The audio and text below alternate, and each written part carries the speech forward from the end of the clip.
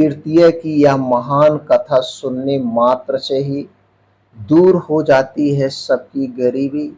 यह कथा क्या है, चलिए ध्यान से सुनते हैं। बहुत समय पहले की बात है। हस्तिनापुर राज में राजा हर्ष नामक एक धर्मपरायण और प्रजाप्रिय राजा राज्य करते थे।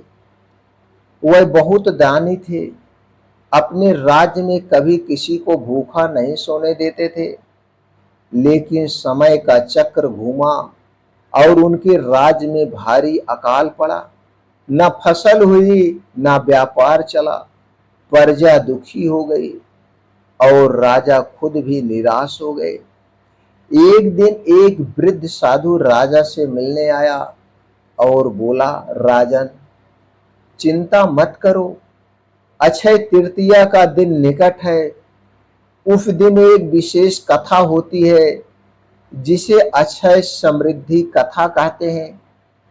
जो व्यक्ति इस कथा को श्रद्धा से सुनता है उसकी सारी गरीबी दूर हो जाती है और उसके पुण्य व धन में कभी क्षय नहीं होता है, सिर्फ बढ़ोतरी होती है।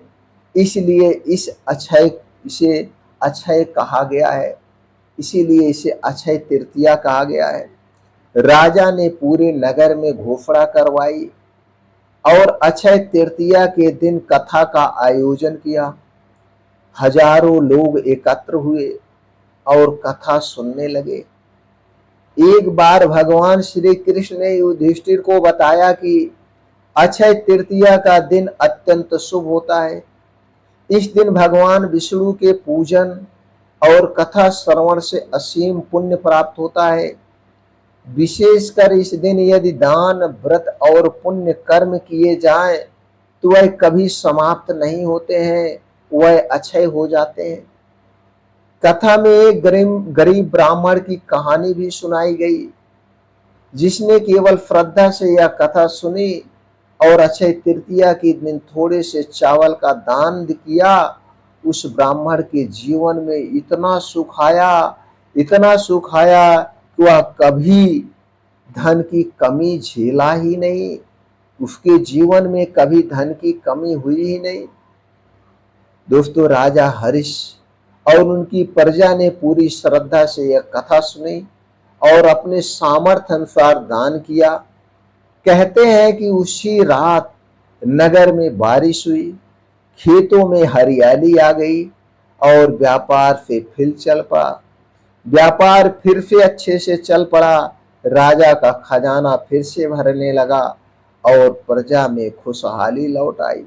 दोस्तों, इस छोटी सी कहानी से हमें यह सीख मिलती है, अक्षय तृतीया केवल एक पर्व नहीं बल्कि यह श्रद्धा, दान और पुण्य का प्रतीक है। जब कोई व्यक्ति इस दिन सच्चे मन से भगवान की कथा सुनता है और अपने सामर्थ्य अनुसार सेवा दान करता है तो उसके जीवन की विपत्तियां दूर हो जाती हैं।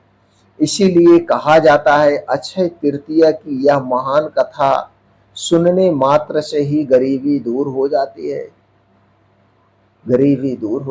दोस्तों।